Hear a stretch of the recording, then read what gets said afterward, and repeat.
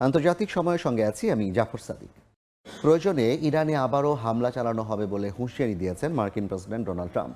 White হাউসে এক সংবাদ সম্মেলনে তিনি একথা বলেন। এ সময় ইরানের পরমাণু স্থাপনাগুলোতে আন্তর্জাতিক প্রতিনিধিদের পরিদর্শনের দাবি তোলেন তিনি।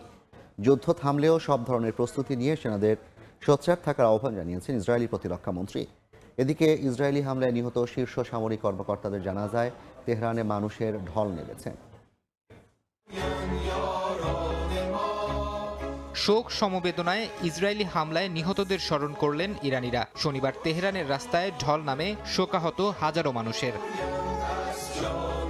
ইসরায়েলি হামলায় নিহত ইরানের সামরিক বাহিনীর শীর্ষ কর্মকর্তা ও বিজ্ঞানীদের জানাজায় অংশ নেন ইরানের প্রেসিডেন্ট মাসুদ পেজেশকিয়ান, ছিলেন বাহরাইন, ইরাক সহ কয়েকটি আরব দেশের প্রতিনিধিরাও।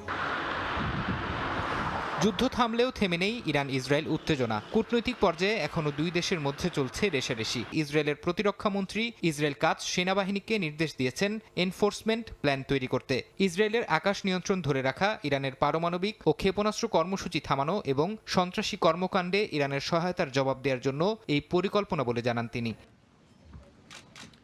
এই যুদ্ধের জেরে ইরানের পরমাণু সংস্থাগুলোতে আন্তর্জাতিক পরিদর্শনের দাবি তুলেছেন প্রেসিডেন্ট ডোনাল্ড ট্রাম্প। হোয়াইট হাউসে এক সংবাদ সম্মেলনে তিনি